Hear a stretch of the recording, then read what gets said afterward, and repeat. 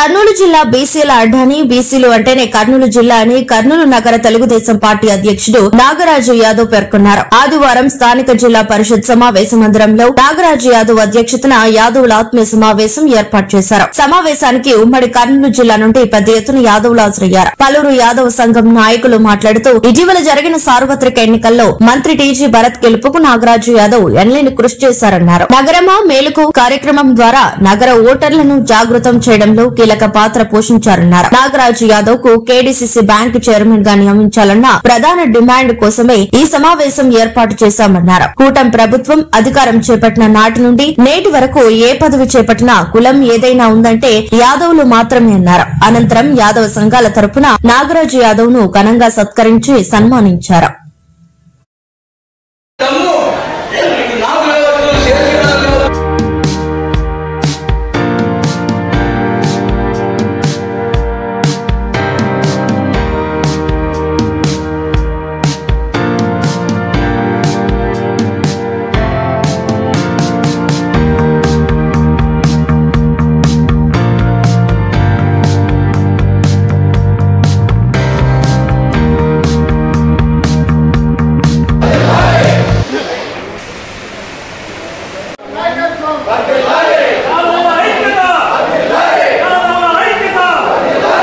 చెప్పుకోవడం ఏమిటంటే ఏదో కారణాల వల్ల ఇది బీసీ జిల్లా, ఈ జిల్లా అంటేనే బీసీలలో యాదవులు, బోయలు, కురవలు వీళ్ళందరూ కూడా ఈక్వల్గా ఉన్నటువంటి ఈ కుల జనాభా ఎందుకో తెలియదు కానీ ఒక యాదవులకు మాత్రమే ఏ పదవి కూడా ఇంతవరకు రాలేదన్న ఉద్దేశంతో మా యాదవులందరూ కూడా ఒక సమావేశం ఏర్పాటు చేసుకొని తెలుగుదేశం పార్టీ అంటేనే యాదవులకు కింది స్థాయి నుంచి అంటే పార్టీ 83లో ఎన్టీ రామారావు గారు పెట్టినప్పుడు అనామకుల్ని కూడా యువకుల్ని కూడా ఏమాత్రం రాజకీయ కుటుంబాలకు సంబంధం లేనటువంటి వాళ్ళని తీసుకొచ్చి స్పీకర్గా గాను లేకుంటే మంత్రులుగాను ఉప ముఖ్యమంత్రులుగాను చేసినటువంటి పార్టీలో ఈ జిల్లాలో ఎందుకు యాదవులకు అవకాశం రాలేదు అన్నటువంటి ఒక ఆవేదనతో మేమందరం కూడా సమావేశం కావడం జరిగింది.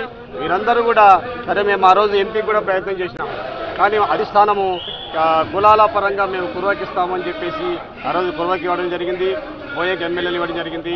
మా యొక్క అధిష్టానం ఉద్దేశం మేరకు మేమందరం కూడా మద్దతు ఇచ్చి అందరినీ గెలిపించాము. మేము అడుగుతున్నది ఏమంటే ఇప్పుడున్నటువంటి ఒకే ఒక పోస్టు కేడీసీసీ బ్యాంక్ చైర్మన్. ఇవన్నా మనకు కావాలని చెప్పేసి మా సోదరులందరూ కూడా ఒక సమావేశం ఏర్పాటు చేసి మా పెద్ద అయిన తెలుగుదేశం పార్టీ అధ్యక్షుడికి నారా చంద్రబాబు నాయుడు గారికి తెలియజేయాలన్న ఉద్దేశంతో మా వాళ్ళందరూ ఏర్పాటు చేశారు. నేను కూడా చెప్తున్నాను, నాకు నమ్మకం ఉంది, నేను నగరాధ్యక్షుడిగా పనిచేస్తున్నాను. అట్లాగే టీజీ భరత్ గారు, అతి ముఖ్యంగా టీజీ భరత్ గారు నాకు అంటే యాదవుల్లో నగరాధ్యక్షుడిగా నేను పనిచేసినటువంటి సందర్భంగా నాకు ఖచ్చితంగా ఒక స్థాయిలో కూర్చోబెట్టాలన్న ఉద్దేశంతో ఆయన ఉన్నాడు. ఖచ్చితంగా నేను చెప్తున్నాను, అధిష్టానం కానీ భరత్ గారి అనే దయ వల్ల ఖచ్చితంగా నాకు ఆ పదవి వస్తుందని, అందుకే ఈరోజు ఈ ఆత్మీయ సమావేశం పెట్టడం జరిగింది.